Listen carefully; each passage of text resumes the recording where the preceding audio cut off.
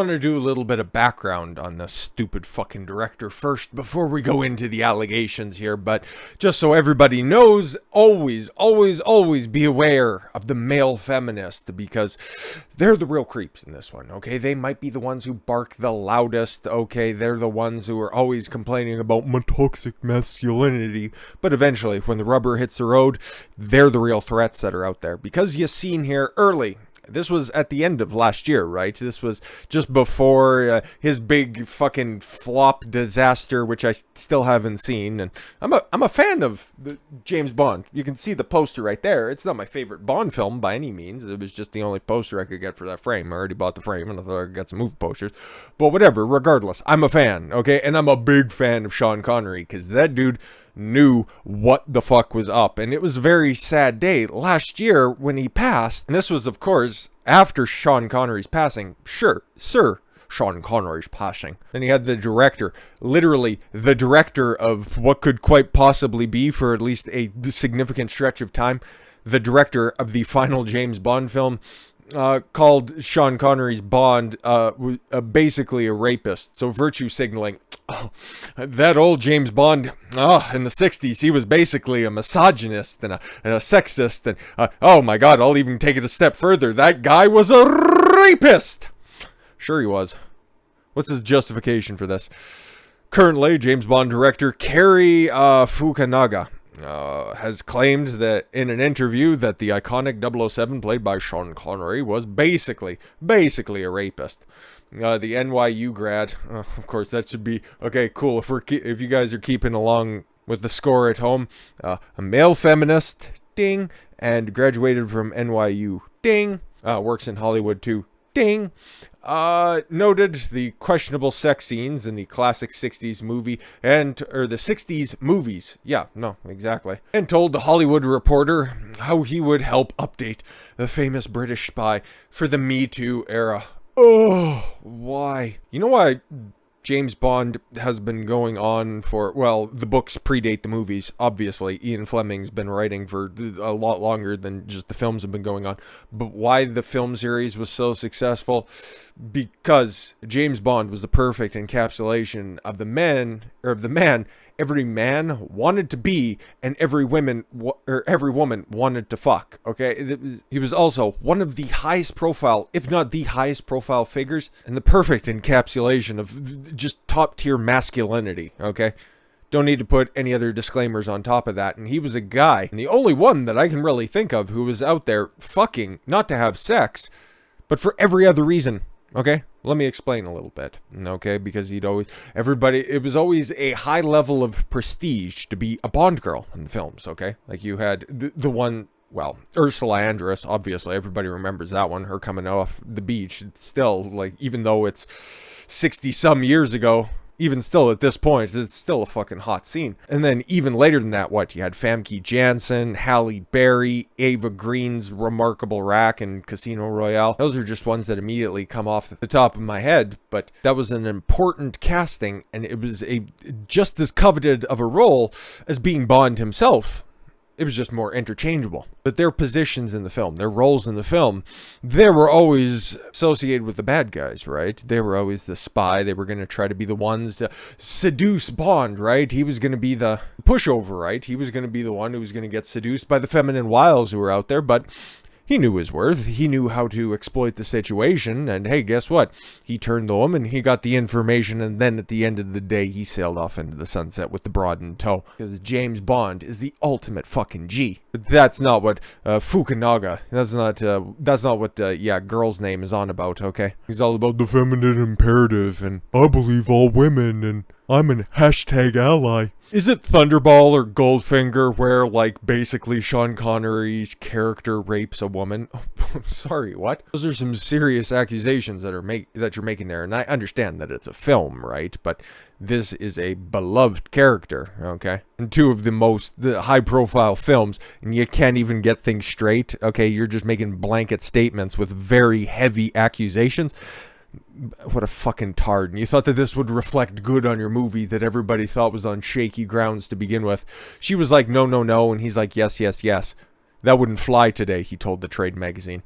It's like you're 44 years old, okay? And the way that all of those sex scenes were portrayed, you always had to overcome last second resistance, okay? There's nothing rapey about that, you fucking tard. You know that as well as I do. But no, I'm just gonna try to virtue signal.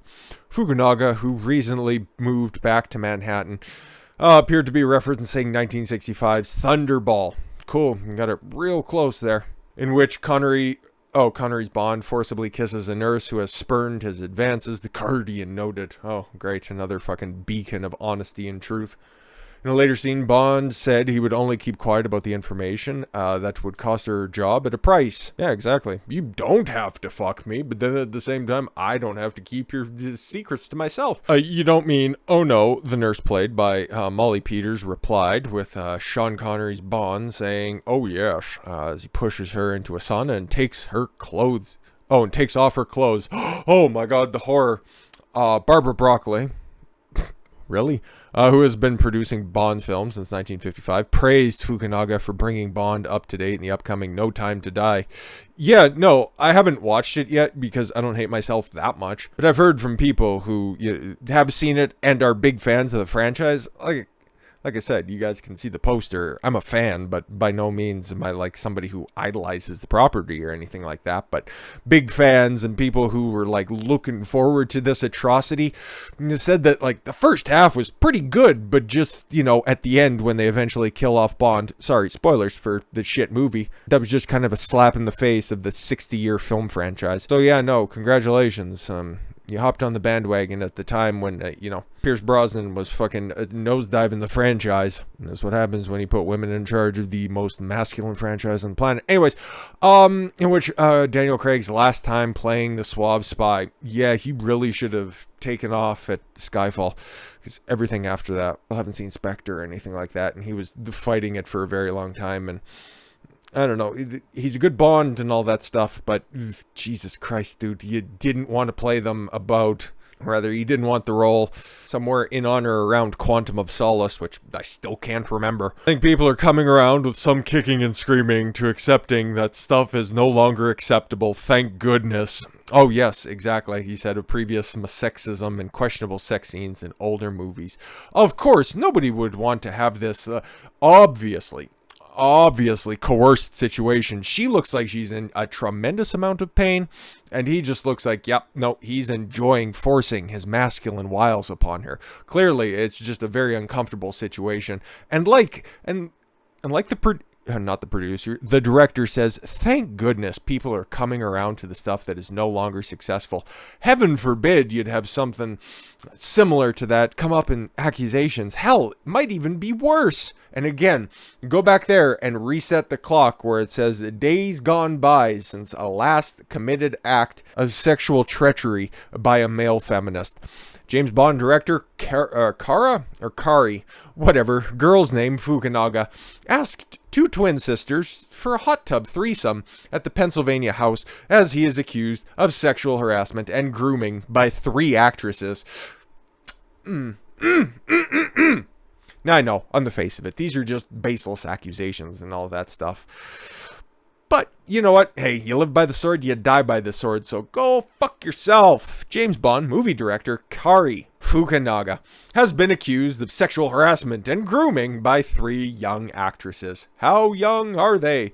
The 44-year-old who directed Craig's final outing as 007 and No Time to Die allegedly left one woman so traumatized that she was diagnosed with post-traumatic stress disorder.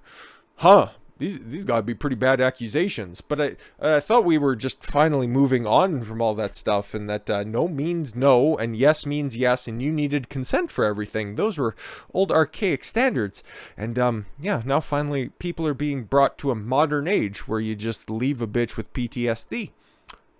Interesting. His allegations came after Mr. Fukunaga posted a story on his Instagram page, declaring his support for women's rights in light of a leaked document revealing the U.S. Supreme Court to overturn Roe v. Wade. Of course he's very much in support of that. He's out here raping these bitches, allegedly, so he needs somebody to suck out the evidence. A ruling which legalized abortion in America. God, that is so comprehensively wrong. I don't even know where to begin, but we're making fun of a male feminist. That correction on that can wait. He wrote, the Supreme Court is about to push us one step closer to war with ourselves by legitimizing a war against women's rights. What a good ally. I'm so glad you support current thing. One of his accusers is actress and professional skateboarder Rachel Vinberg, 23, who says that she met Mr. Fukunaga when he directed her in a commercial the day after she turned 18 and became of legal age. Well, at least big ups to him for waiting for her to become legal. The pair began a consensual relationship, which ended when she was 21. Probably got too old for him. Ms. Vinberg accused him of grooming and abusing her, writing on Instagram. So he posted this today, and it pisses me off because he literally doesn't care about women. Aw, he only traumatizes them. Oof. I spent years being scared of him. Man's a groomer, and he's been doing this for years. Beware women. Yep. Nope, exactly. He wants to push the narrative that no means no, and all those fun talking points. Hey, guess what? You gotta live with this dude. She claimed Mr. Fukunaga told her their relationship, which was fully intimate, so they were fucking. Just say that. It's easier to say. Had been kept secret, and that he introduced her as his cousin, niece, or sister when they were in public. Oh, what a bitch. Just fucking wear it, dude. Okay, at the time, so what? She's 23 now. You guys ended your relationship a couple of years ago. He's 42. You're 21. What's there to be fucking upset about, you bitch? Not the girl, not the lady. I don't care about her. But, like, honestly, dude. You're embarrassed about the situation because you're such a fucking bitch. Shouldn't have been doing it. That's probably your internal dialogue telling you that you're doing something wrong. So maybe you took it out on other people as well. Ms. Vinberg, who posted pictures of herself with the director, said, I tried to reach out to him in the past about how he made me feel, and he's never taken accountability. He basically brushed me off. Yeah, you got too old for him. Fucking creep. She said the experience left her so traumatized she remains in therapy and has been diagnosed with PTSD. Okay, sure you have. Again, I'm trying to hold him accountable, but then at the same time listening to this fucking babble from this broad who stayed in the relationship for 3 years with him consensually, coming up with these ridiculous claims. It just reeks of Amber Heard, but whatever. 2 other women, twins, Hannah and Kaylin Loesch. All right. Met him on the set of Netflix's 2018 drama Manic when they were 20. All right. And says that they had a 3-year hot and cold relationship with him. So he was fucking 20-year-old twins, which if this was anybody else, I'd be giving him a virtual high five. But, you know, it's this guy. I'm just trying to correlate all the time frames here. So he was in a 3-year relationship with the previous lady that ended 2 years ago. So that was 20. So, okay, so this may or may not have ran congruent with the other relationship. They said he invited them to London when he was filming No Time to Die, released last year. Oh, okay, so he tried to get them flued out. Writing on social media, the twins claimed Mr. Fukunaga came to their family home in Pennsylvania and asked them to participate in a threesome as they sat in a hot tub. Well, if they're all fucking, why not? They allegedly said incest was okay if all parties are okay with it. Again, I hate everybody in this situation at various degrees. Separately, they alleged that during a screening of the film No Time to Die in New York, which they claim to have watched on Mr. Fukunaga's bed, okay, he massaged Kaylin with his hand under her skirt. Oh my god. And then he pulled her on top of him. What a monster, having consensual sex with somebody in his bed who's of legal age. Kaylin lied there limply, just as terrified as what it would say about her if she followed his lead as it would if she didn't. Then she climbed off. So wait, so he fucked her while she was on top of him? He literally could have left at any moment. What? There's 2 of you. Whatever. This story, once again, doesn't make any sense, and it's horribly written, but... Oh, okay. He seemed disappointed, but invited us both to drop acid and do Molly, MDMA, at his house. Another actress, Raiden Greer, recently claimed that she was fired from the TV show True Detective, which Mr. Fukunaga directed, after she refused to appear nude. Well, if the scene called for it and you signed up for that and then you had second thoughts. Again, if all of these things actually correlate and they aren't just, baseless false accusations that are just all pylon, I would normally be defending him. But again, this is the guy who called Sean Connery's Bond basic rapist, basically a rapist, right? and that he was going to modernize James Bond for the current age because nobody wants any of that stuff anymore. But then it turns out that you're the pervert, and even worse than the person that you were decrying from before, because the person that you were well, for all intents and purposes, calling a sexual abuser, he was doing it through consensual means. You might not have liked the means that led to that being a consensual altercation, but if these claims are anywhere to be true, it looks like you're the one being the real criminal, which is always the fucking case when it comes to these male feminists. Oh, I'm doing the right thing. And it's funny, right? He doesn't want to be shown in public with women who are, half his age, but he's fine dressing like they're, a similar aged brother. Ugh, God, man, fuck Hollywood in all of its forms and fashions. I could give a less of a shit.